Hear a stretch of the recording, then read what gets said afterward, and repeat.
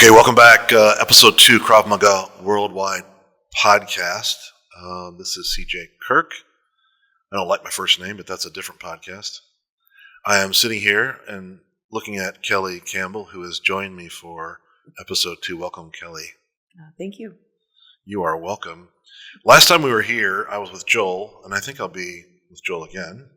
Well, some of the feedback we had was that we were talking and he would say something, oh, that's a good question. And then I would say something, he'd say, that's a good question. And people wrote in and said, we want to hear more on the podcast about Krav Maga. But, was it rehearsed? It's like, it was the last thing. The reason we were saying it was, good questions. We were surprising each other with our questions, right? Nice. So when we surprise each other today with our questions, don't say, that's a good question. I'll do my best. Yes. I'll give you the look and you can give me the look. Okay. Let's jump in. So, Kelly Campbell, Krav Maga Worldwide. Tell me a little bit about yourself. About me. When did you start Krav Maga? When did you start? Oh, I started Krav Maga in July of 1997. Wow. That's very specific. It is. I was member 197. I remember my member number. I was very new. The school had just opened up in February of 97. So yeah, I do. I actually remember that. That's incredible. I don't remember what I had for lunch yesterday. I don't either know what I had for lunch yesterday, but I remember when I started training in Krav Maga. It was very memorable. That's awesome. And exciting. So 1997. So you've been doing Krav Maga for how many years then? Well, I might get it wrong by a year Quick math, or two. yeah. I'm putting you on the spot. I believe that it's 26 years now. Yeah, 26 or 27, right? Yeah. So I got a year wrong. No. Okay. I started in 98. Right after. So you would have been starting right before me. Mm-hmm. Interesting. So you are a woman. I am. Let's get that out right away. You started in 1997, and you're the gatekeeper for Krav Maga Worldwide at this point. Yes, I have been for many years. Yeah. It's an exciting role, but also it has its difficulties. There's a lot of ups and downs with being the geek. The geek, yes, the geek. The geek. Being the key keeper is definitely has its ups and downs for sure. I can only imagine, I've been with you in a couple of situations where we were grading, and it's so hard to balance the relationship you have with people because you call them your Krav babies, which is uncomfortable for people, but still you do it, right? But you call them your Krav babies, and then every once in a while you have to tell them, hey, you didn't hit the standard. Yeah. Is that what you're referring to? Yes, definitely. Yeah. I think that's got to be hard. One of the things that I talk about with people when I have conversations with them, and I don't think it's I think it's okay to have this conversation, but I had this conversation with Joel a couple weeks ago. It's so difficult to be in your role and play the different parts of your role. Some of them are engaging, and some of them are about teaching, and some of them are friendship oriented, and some of them are like, well, you blew it, buddy. Mm-hmm. And I can imagine that's really difficult. And then I think that for most of the decades I've been doing Krav Maga, 2.5 decades, the population of my school until relatively recently has been about 85% men. Mm-hmm. And I thought to myself, how hard is it to be Kelly Campbell and come rolling up and have all these men? Was that ever something you thought about? To be honest, there was a short time in the beginning of when I started teaching about having a certain level of confidence in being like, do I have what it takes to teach these people? So even before I started doing the tests, but just walking into a phase and knowing it's like, all right, here are these veterans, these former police officers, martial artists for a long time coming in, and now here I am relatively new, just a few years, 3 or 4 years into the system, and now I'm the one that's grading them. Yeah. And the process that helped me was, can I help them. I don't want to say fix them, but when I look at someone on the mat and I'm watching their ability and their skills, do I have something to contribute to their progression and their success? Yeah. And when I think of it in that phrase, the answer was, yes, I believe I do. And then, yes, I do. So knowing that I could see something that maybe they didn't see or feel, even though they've been doing something for a long time, is that I had to separate whatever their history was didn't matter. You're on my mat. I have a responsibility to be a coach and help you to the best of my ability. And that was the way I approached it. And being in that state of mind helped me from feeling insecure or going through it. So there were definitely times to where I would get a student that would want to challenge me or question me because of being a female. But I chose very early on to just dismiss that. It is what it is, and that's the way I treat it. And I have a responsibility. My responsibility is, if you walk through my doors and you end up on my mat, I'm going to treat you the same, whether you're big, strong, and tattooed, or whether you're smaller and, it doesn't matter. So I think once, being that I was lucky to catch that early on, that I didn't really pay attention to people that were trying to give me attitude, so it didn't last very long. So, and there's a few, and I can give you some stories of when I had to put people in their place for sure. But I'd say that was the start of it, is believing that, can I coach you? Can I help that person be better? And that was the way I approached it. And that was my mission. And I didn't let they say don't judge a book by its cover. Right, yeah. It's really easy to do that when you're stepping up on the mat and you see different people and body sizes. It's like, oh, that person must be really good or whatever, right? It's like taking that and really putting into heart and not judging any individual. And just, it's like, you walk on my mats, this is what we're doing, this is what I see, and I go from there. I think it's a really powerful perspective. And we've known each other a long time, and I've always respected you and thought what a difficult job it is that you have, and have told everyone, I think you have a difficult job, by the way. And I love the recounting of how you approached it, right? It was more like, I've got a job to do and nothing's going to stop me. That's fantastic. So I'm going to switch gears on us and get into this little nitty gritty here. Okay.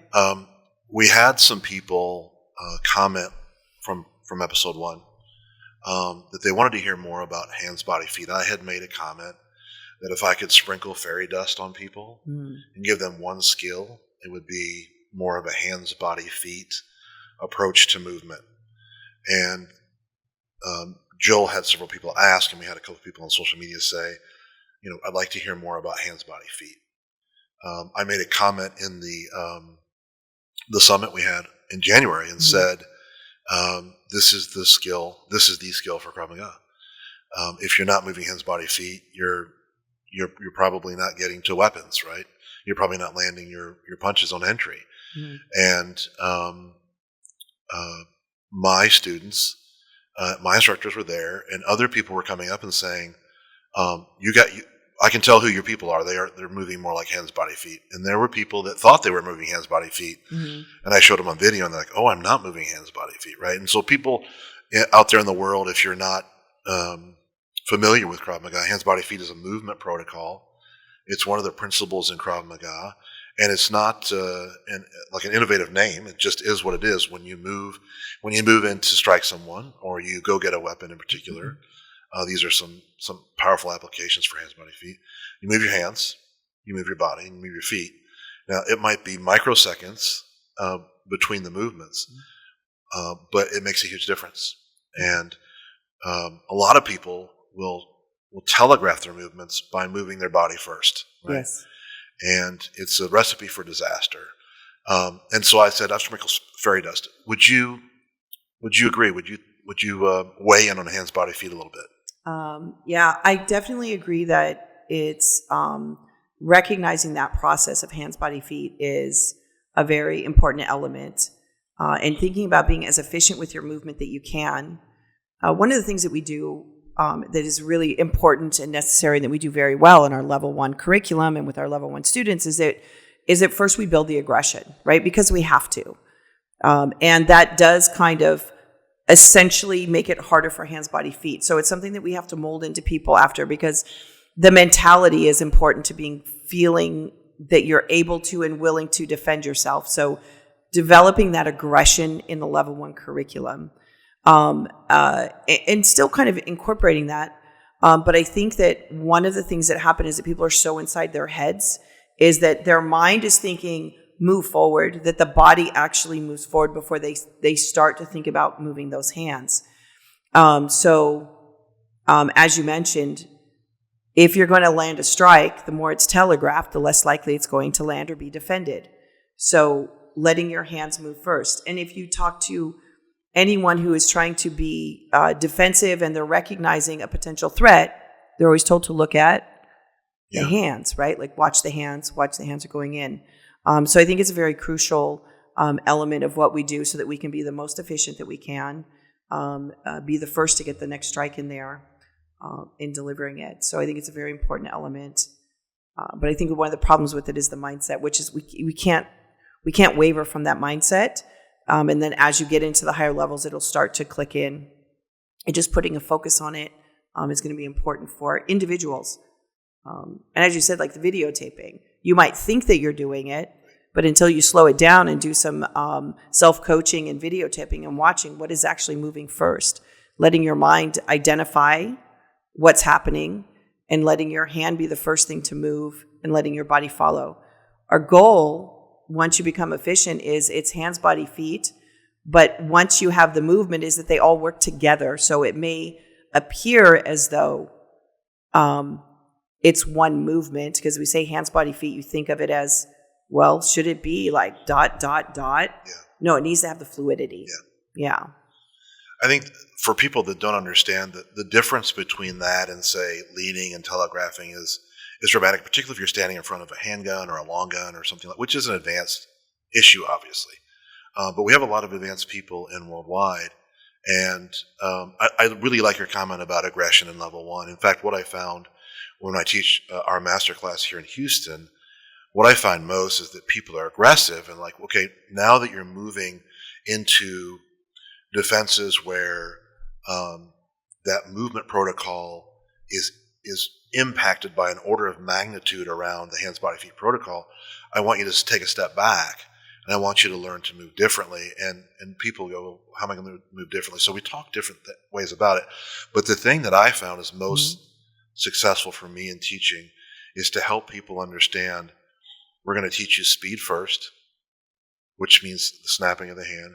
Then we're going to teach you power, which will get people to over-rotate and lean too much and fall forward. And then we're going to teach you balance.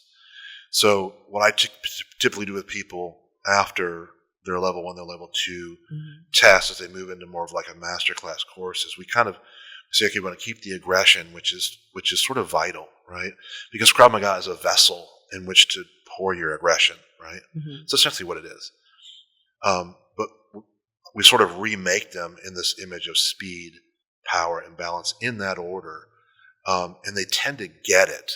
And I think I've experimented with this with a group of students. I think we're going to try to expand it to a wider audience and see if we can get more people moving hands, body, feet more quickly. Because one of the most frustrating things that people deal with is handgun in the front, handgun to the front, off the body. And it's like, okay, pull the gun away. And people are, oh, I'm missing. It's like, well, do you feel yourself leaning? So there's room, I think, for everybody, me, you, everybody, to improve. But I think hands, body, feet is a place that everyone has, like, low-hanging fruit if they can really bear down on it. I remember at the summit also talking about this in the context of philosophy, right? And talking about what is your philosophy of Krav Maga. That came from a class where I showed a demo 3 different ways. You'd be proud of me, 3 different angles. I explained it sort of ad nauseum a little bit. But what I really wanted them to pick up on is these are movements you already know.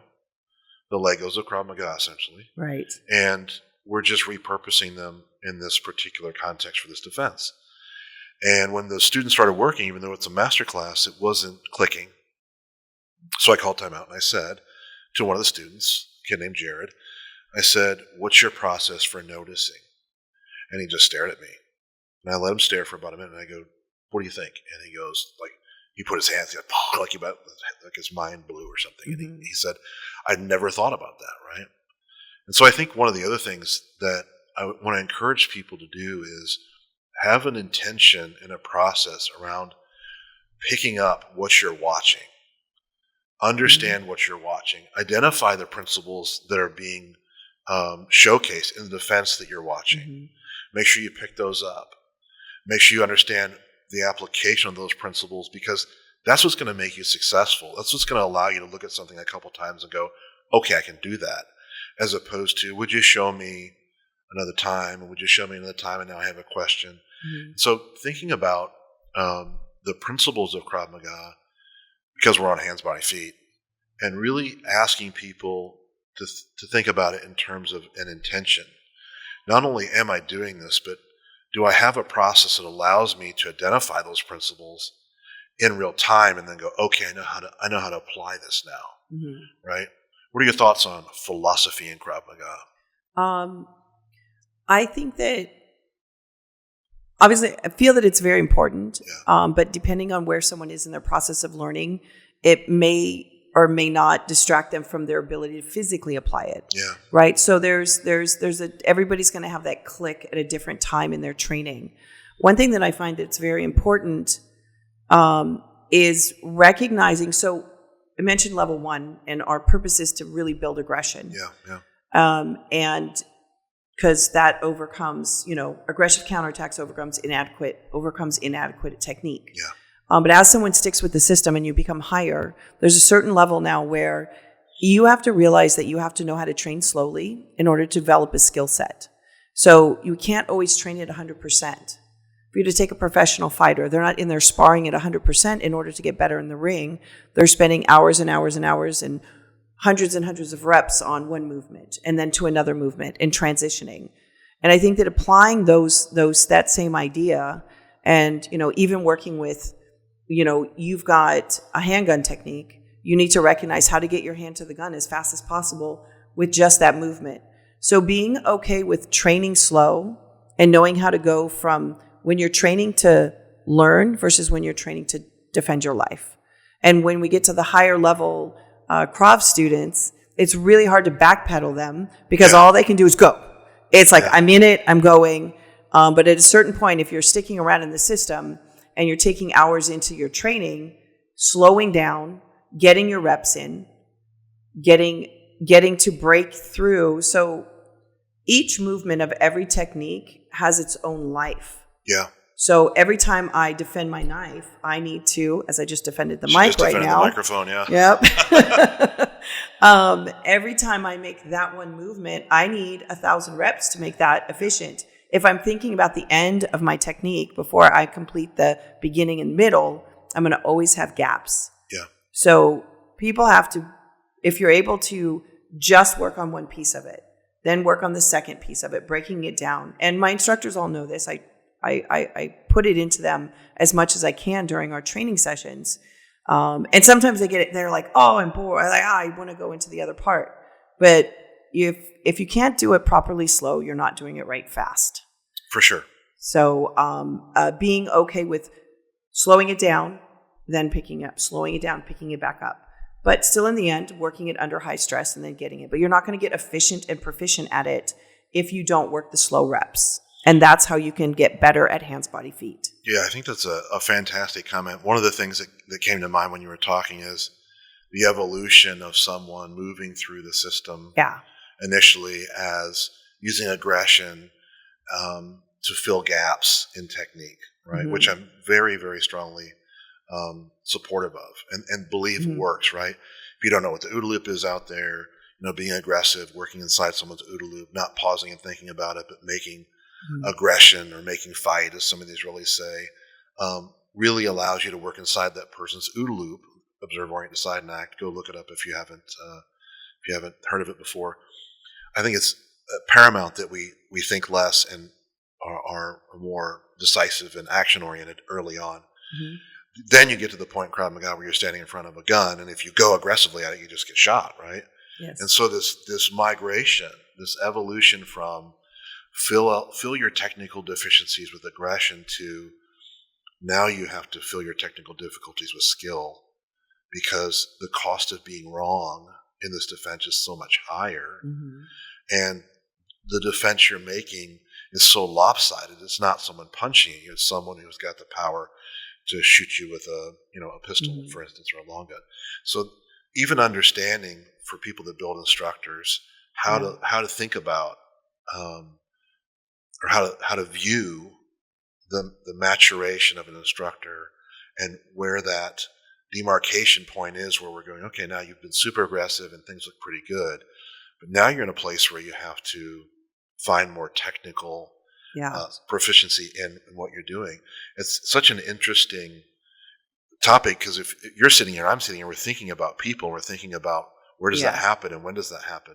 And of course it has to happen by the time you get to say blue belt, where you're dealing with handguns. But what an interesting comment. Like, we start here, but we have to end here. It's like you read the book, The Talent Code, right, by Daniel Coyle. I mentioned that in the last podcast, because he talks about what's called deep practice and how people create professional grade skills. And he talks specifically about this idea of going through things slowly multiple times, Mm-hmm. then running through it quickly and finding your point of failure, and then slowly training that point of failure Mm-hmm. multiple times, and then running through it and finding the next point of failure, and slowly, right? In this iterative process of teaching our bodies and our minds to work together in the way that we want them to. And what you're describing is like, did you read the Talent Code? Actually, I have not. Yeah. I don't know it. And I'm working with a black belt group this weekend, and we literally did that today, where they assessed themselves. They figured out their areas, and then they slowly worked on them, and then constantly built through it. But I think that there's a very important thing about the process of our system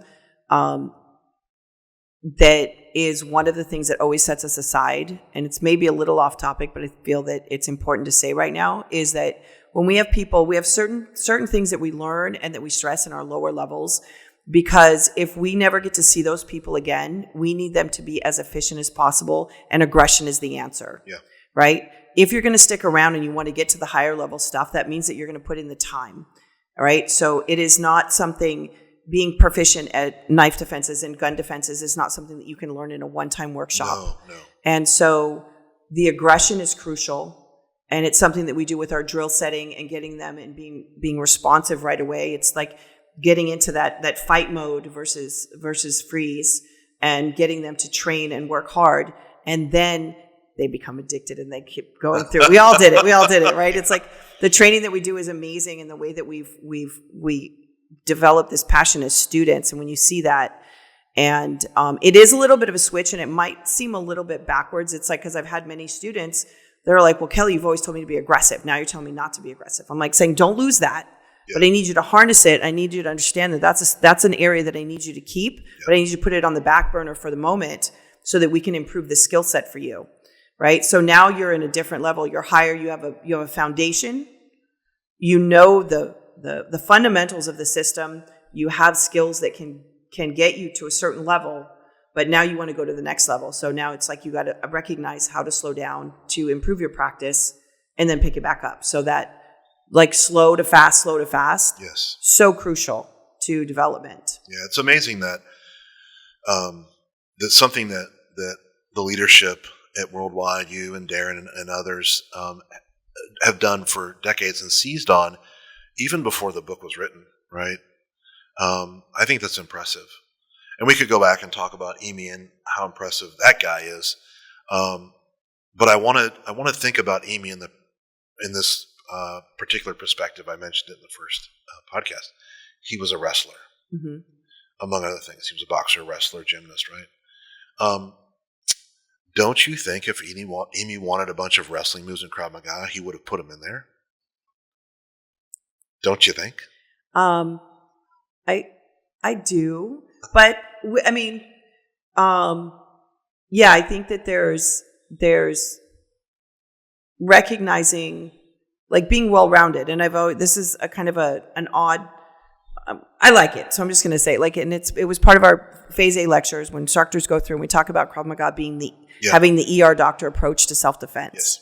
Right. And I think that there's huge value in recognizing that as a system, and what we're doing is that I'm efficient enough in all areas of the potential fight to be able to defend myself versus being a master. Now, there's nothing wrong with, and there's high value based on your interest of exploring one area more than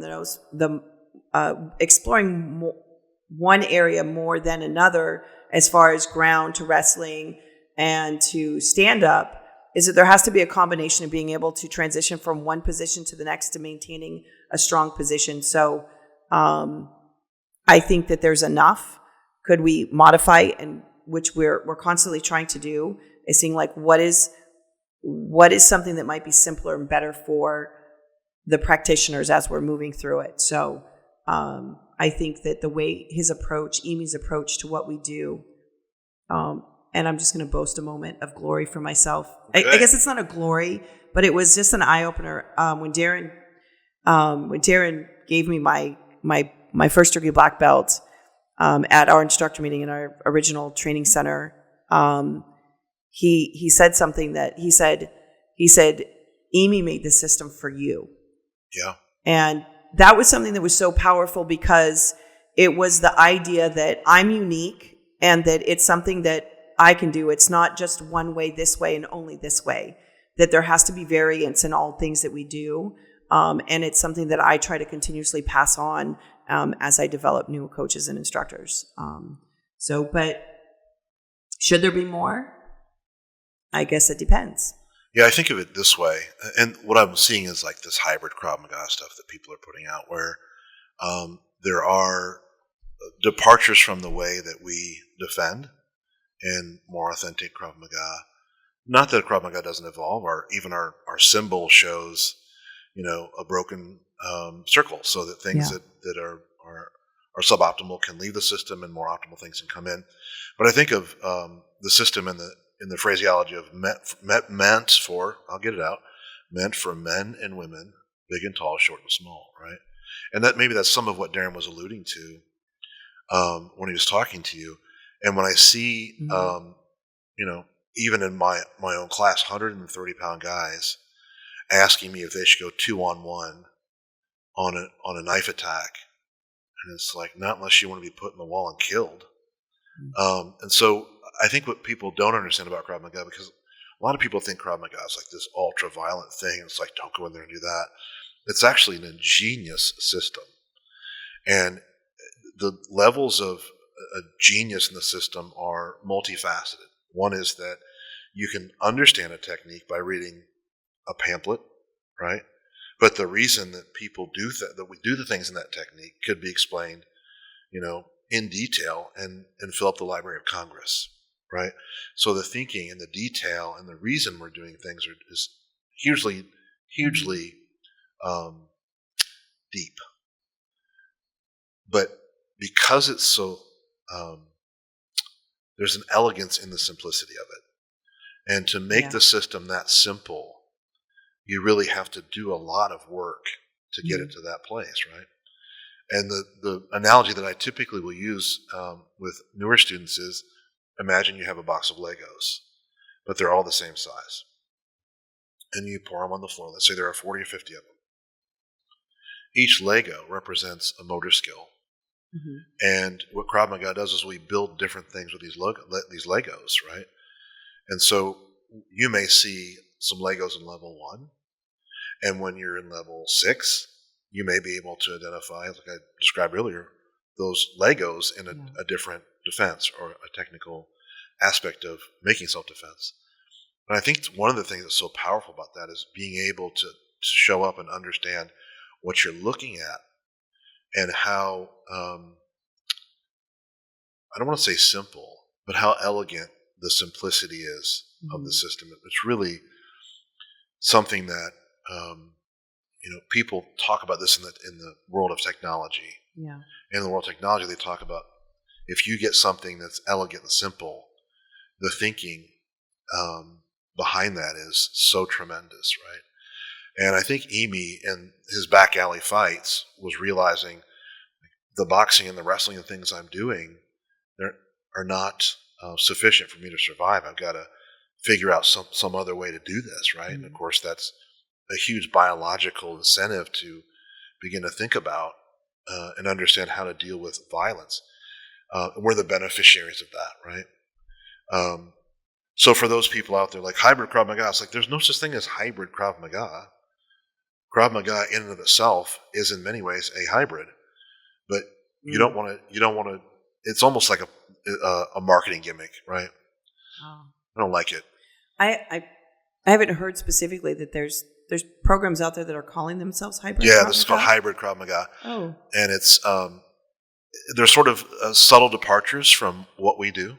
Okay. And a lot of the movements are strength movements, right? And so we talked about this in the last podcast, for instance. Yeah. We talked about wrestlers. Wrestlers might be the most in shape, powerful people on the planet. Like if you watch Olympic wrestling, it's impressive. Yeah. I have no doubt those guys can defend themselves doing whatever they want to do. But Krav Maga is for men and women, big and tall, short and small. Right. And so finding a way to develop a defense that captures as many of those people as we can and creates efficacy for as many of those people as we can is such a difficult and powerful goal. Yeah. Right? It's different than, well, you can just, wrestle, or you can just do this. And it's like, look, I've had thousands upon, in fact, over 10,000 students have come through my doors in the last 25 years. Mm-hmm.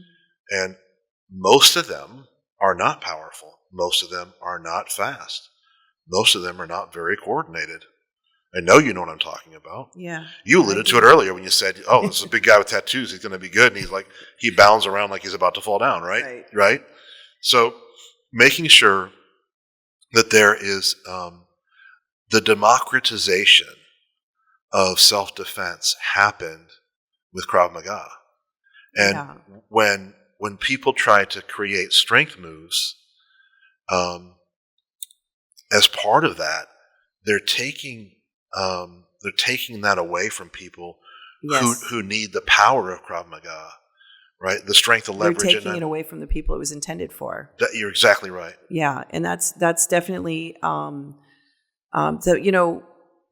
of the things is I get questions all the time about, oh, I've seen this, and I see people changing things and going into this position, and I always come back to the simplest end user, like.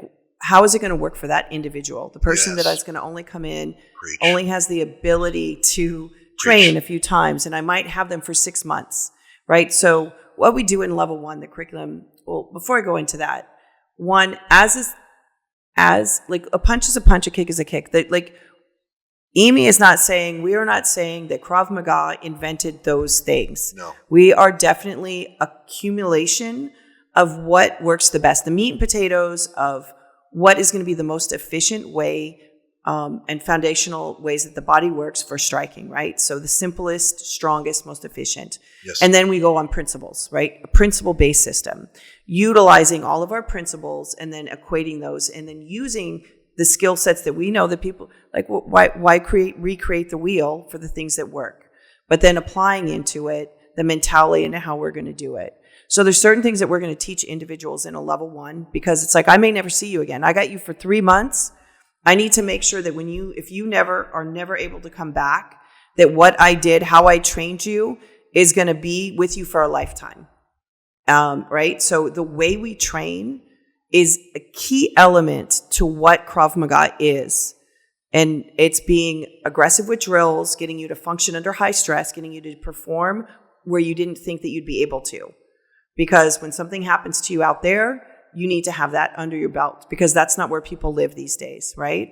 So then as you go up through the system, like getting even into level 3, these are still people that are average and they're not super high skilled, right? They're not super efficient. We're not talking instructors, we're talking the end user. Right.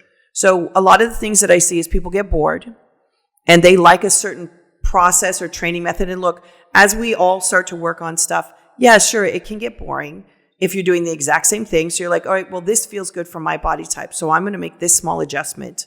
And we want people to do that because you have to make it work for you. Yeah. But what you cannot do is you cannot change the system based on your preference. It has to be for the end user. We have to constantly go back to the people that we're training and who it's for. And that's why having the simplest actions that we do in our level 1 is going to be different than what I'm going to talk to you about in Blue Belt. And it has to go to the end user, the person that's going to need to use it. I make you 1% better every time you're in your class. I try to overload you with something that's a strength move and that's not going to be effective for that person. I've just done you a disservice, and you're not going to be able to defend yourself, and you're going to be overloaded and probably not come back.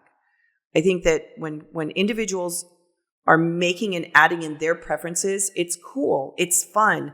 I like some of the stuff I see that I might try, but I would never take it and change the system to doing that stuff. So now you're only approaching the audience. Here's who you're leaving out the people that it was intended for. You're bringing in people that are athletic, that have an intention of maybe doing fighting and doing that, but you're not doing it for the average person that's afraid to walk in the mat. Yeah. And that's who we need to be. We need to constantly be the system, the self-defense practitioners that are going to be there for the person that is afraid to walk on the mat and that is going to want to come in and feel safe and feel like it's attainable. If you're doing stuff that's not attainable, they're going to be like, oh my God, I'll never be able to do that. We don't want that. Tornado kick, right? Yes. But I think that we've done a fantastic job at Krav Maga Worldwide in maintaining that structure so that we can keep everything that we have in our level 1. We have just enough. It's more about how we train than what's technically in the curriculum and getting them safer and wanting them to come back. We have fun. We make a very intense topic fun for them to want to come back and continue to train. And I think that's what we cannot change. And I will never differ from. And I get all these questions all the time. And I always go back to, will that work for your level 1 students? Yeah. And if the answer is no, then it has to go, right? In where you're going. So I think that we need to constantly think about our end users, see how can we make them better in their progression, keep them coming back, retention, and keeping them wanting to come back. They can't get hurt. They can't feel like they can't attain it, but getting to where they want to come back. And then when we get them into those higher levels, then we can start to work on, I used to like the hands, body, feet comes into practice a little bit more. I'm very passionate about that. And it's something that I always stick true into. And I'll tell you this, I've had techniques that I've worked on. I'm like, people will be like, Kelly, why don't we do it this way? Why don't we do it that way? I'm like, all right, let's play with it. I'm like, okay, you know what? I can see that approach. Let's practice it. And then I'll start doing it for a little while, and then I'll train with a different body type, and I'll train with a different person, and I'll go through this whole circle. And there's more times than not. I mean, every single time, I always end up back to the original inception of the technique and the position that Amy put us in, that Darren continuously focused on, is that this is the best way. Why? Because of all of these other variables. Yes. Right? So I play with stuff. I want to be open, but then when it comes around to the end, I'm like, that's just not going to work. Yeah. And it might work for you as an individual, but I'm not changing the system for you. You're not going to change it for me? No. I'm gonna hold it to our principles, and we have to always think about the mass. I agree 100%.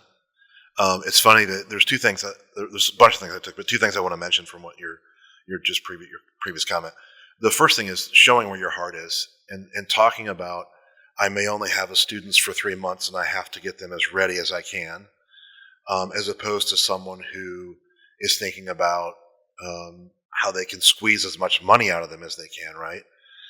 I think people that are most successful in this business, our business, Krav Maga in particular, are people who just love what they do and who fully embrace their responsibility to the people that walk through their door.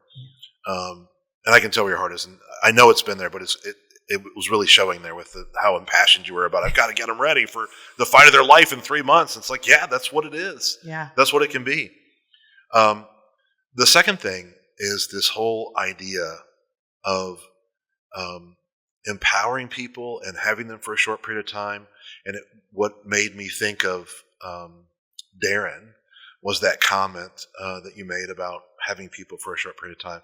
And for those people that don't know Darren Levine, U.S. Chief Instructor, Founder's Diploma holder, brilliant guy, an attorney, prosecuted crimes against police officers. I think he was the head of his law class. He's a very, very, very intelligent guy, very impassioned, great personality. And one of the things that I see in him that is extra special about him is his capacity to take 200 people in a room. I've seen it happen. That don't know much Krav Maga, or just stopped in because they thought, I'll learn some Krav Maga during the seminar, and teach them something significant in 6 hours, right? To have them moving and working and build the drill and build their confidence and build their aggression. That's a testament not only to Darren, who's a special person, but also to Amy and the way that he taught Darren and the way the system is built. It's just, I wish that people knew what you and I know. Yeah. And they're not like, Krav Maga is scary, because one of the things I want to circle back to is there are misogynists in the world. One of my instructors joined when I did intro class, and then he came back and I had a female instructor, and he's like, "Where's the big guy? Like, I don't want to learn from a lady." And we had to tell him, "Hey man, this is for everybody." And I'm not the poster child for Krav Maga. Mm-hmm. Nancy Patu is. Do you remember Nancy? I do. 4'11", Nancy Pants, right? Yeah. She was one of my first instructors. Yeah. And I thought if she can be an instructor and she can do this well, then the system proves itself. And she certainly did. Mm-hmm. She's a math teacher in high school, by the way. And just a math geek and can do Krav Maga. And I think it really points to the origins and the first intention of Krav Maga, which is Amy had to develop a system that Israelis who all serve could learn quickly. Mm-hmm. Men and women, big and tall, short and small. And I think he succeeded. I think the amount of pressure that was put on him to find a way is a big part of how he succeeded, and he must have been a very intelligent person. But I think that's telling. The other piece that I really, really resonated with when you're talking is playing with different stuff and ending up where you started, right? Understanding this, even though I like to do this defense this way, even though this is an interesting way to do this, even though this looks cool when I do it this way, the access to the system, in my experience, exclusively, even though we play with things, always lands back in how Amy drew up the system. Yeah. It's a pretty incredible thing. It shows you that he himself was someone who was essentially a genius, right? Yeah. I'm stumbling around here. To develop something 80 years ago, maybe my math is wrong, but about 80 years ago, and to have it still be relevant today, and that's incredible. It is. It's really incredible when I think about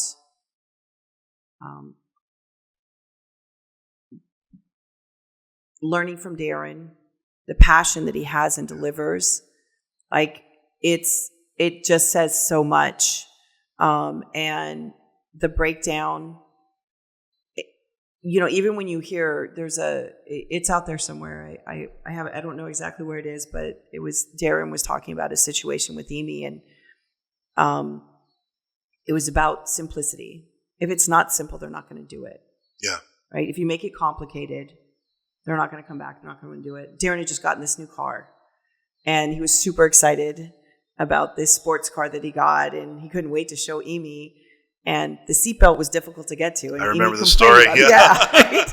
And this isn't a very good car. The seatbelt. Yeah, it's like it always pops back into my mind, and I think about those things. I have these moments where I just go back to the way Marnie taught me, and certain things that she'd say, and things that Darren would say. They're so ingrained in me, and it's I hear from people, just because we've done it for a long time or we've always done it doesn't mean it's still the right thing to do. Right. So I take that into account. And I'm like, okay, you could be right. I am very comfortable with this technique. I've got many years of reps on it. It's very instinctive for me. So I want to be able to think about it. And that's why I go, I'm like, all right, well, let me, okay, take that aside and try to practice and hear what you're saying. So that because I'm not always right. And there might be a better way. And if there is, then I want to know and bring it to our committee and see if, like, guys, do we need to make this adjustment? Yeah. Right. And going through those processes. And there's people out there, and you'll know who you are, that have been included in me saying, like, hey, guys, this is something that let's work on it. Let's play with it.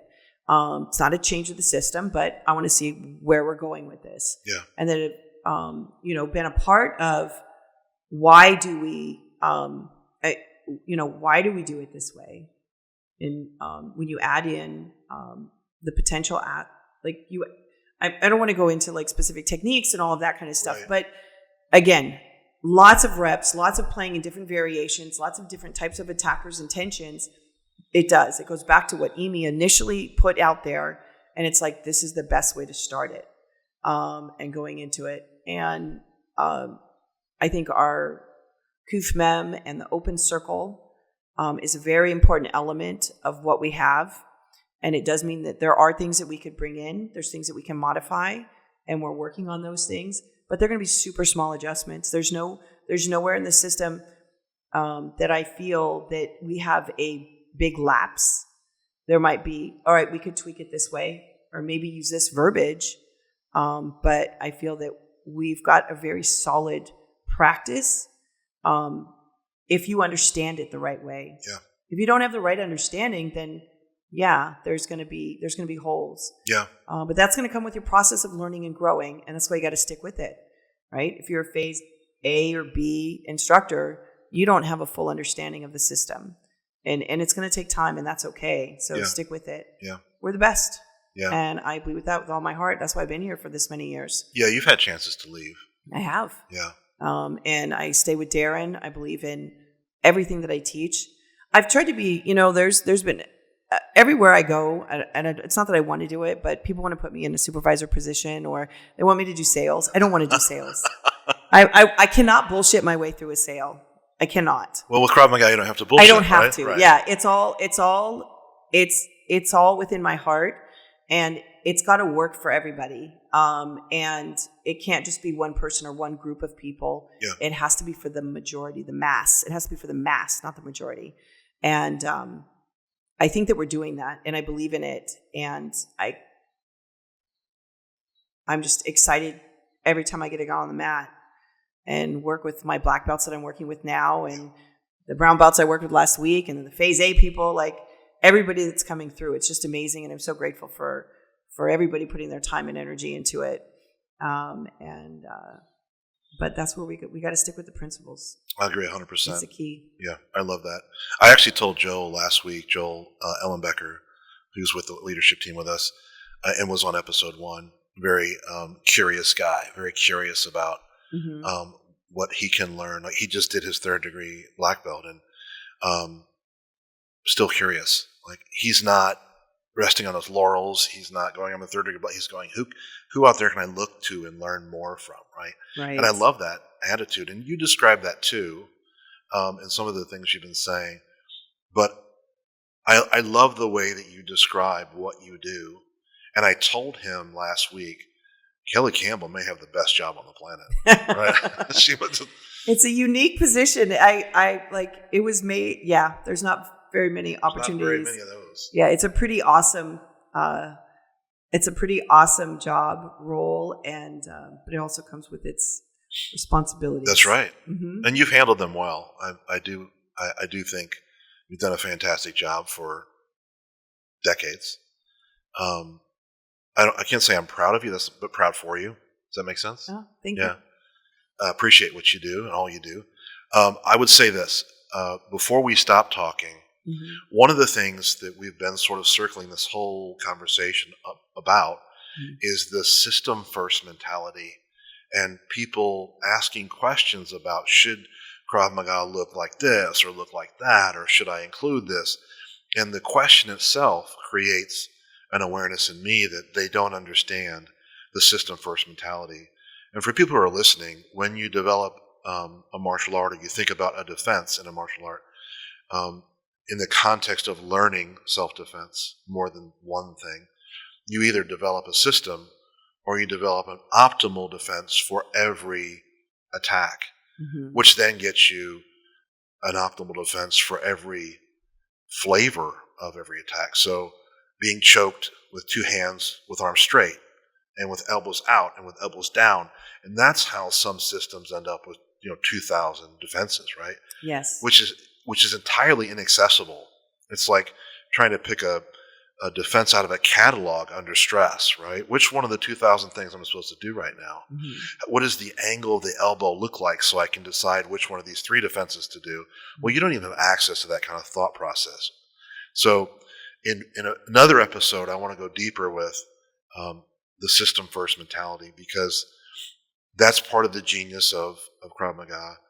The Legos are part of that, sort of that overall understanding, the Lego analogy. But people have to understand that the genius in Krav Maga isn't just the principles, it's the principles applied to a system. And that system using motor skills that we didn't invent in Krav Maga, but that are that have power and efficacy and strength for people, power for people. And so I just wanted to get you to give me a comment, other than like shut up, but a comment on that was before the mic was rolling, right? Before the system first. What are your thoughts on system first? I'm all for it. It has to be that, because if you're not focusing on the system first, then you're going in too many directions. There's it takes away from the end users again, right? And you're leaving people out.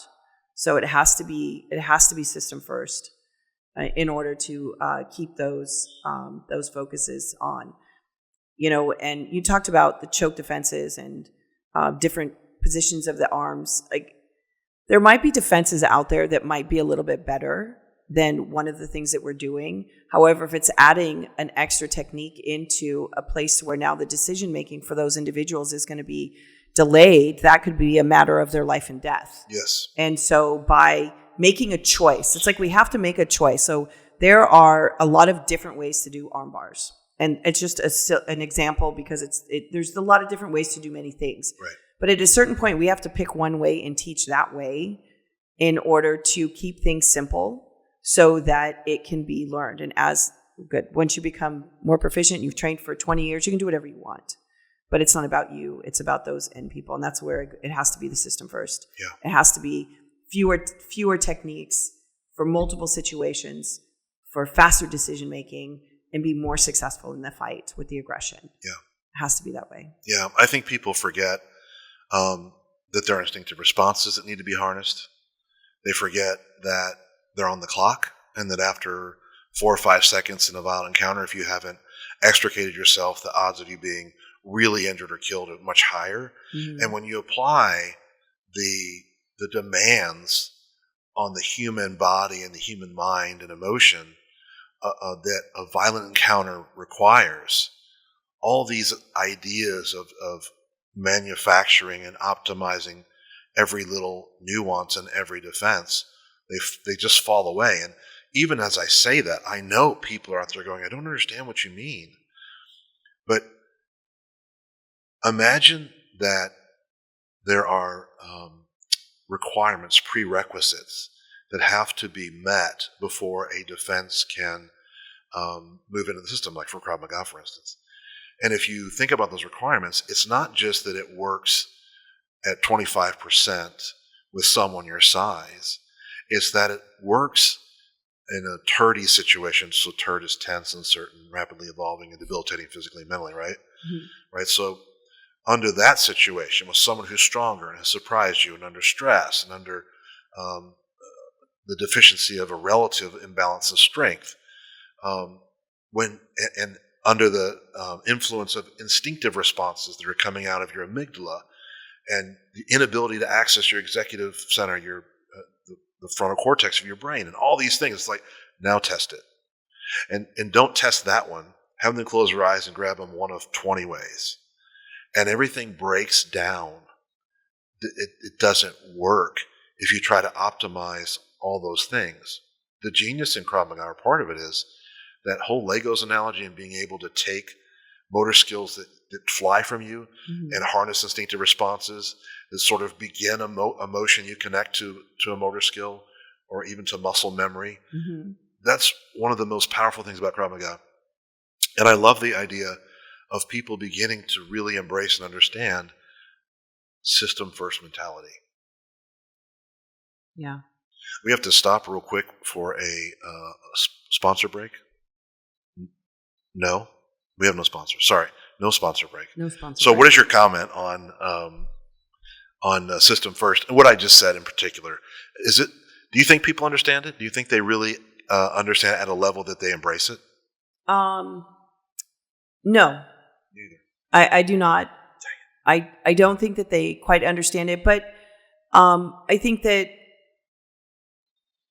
by having these conversations, it's going to help people start to see it from there. And it's like, look, when people come into our class, we have them for an hour. We talk about what we can. So it takes time to get to that. So by having these conversations, having the podcast where it's something that we can start to discuss and bring it out there, hopefully people will get that vision and understand things sooner. It's hard to get people to understand that they show up for an hour, they go through all this, they learn these few techniques, and then they're off. They come back in a few days. So I think that there's hope in getting more people to understand it, and I think that it's a good next step. Yeah. Yeah. There's more to be said on system first mentality and why it's so far superior to trying to engineer every defense and every flavor of every defense into some kind of optimal, hybrid, this, that, and the other thing. It's gross to me. Gross. No. Kelly Campbell. Yes. It was so good to talk to you. It was great. It was great talking with you too. I don't think I've ever closed a podcast and I'm not sure what to do now. What do we do? Oh, I don't know. It's my first one ever. Your first one ever. Hey, thanks for listening to the Krav Maga Worldwide Podcast. Episode 2, Kelly Campbell is our guest. She is the gatekeeper for Krav Maga Worldwide for over 2 decades. A wonderful person, someone who really cares. If you're lucky enough to train with her, count your blessings. We appreciate everybody that's listening. Hopefully we're educating a little bit, if not entertaining. The sponsor thing was a joke. Come on, man. That's what I got. That's what I got for episode 2. Thanks, Kelly. You're welcome, and thanks everyone for listening. Yeah. Look forward to talking with you again soon. Yes, thank you. Hida. Thank you for listening to the Krav Maga Worldwide Podcast. To access additional resources, read show transcripts, or to submit your questions and topic suggestions for future episodes, visit kravmaga.com/podcast.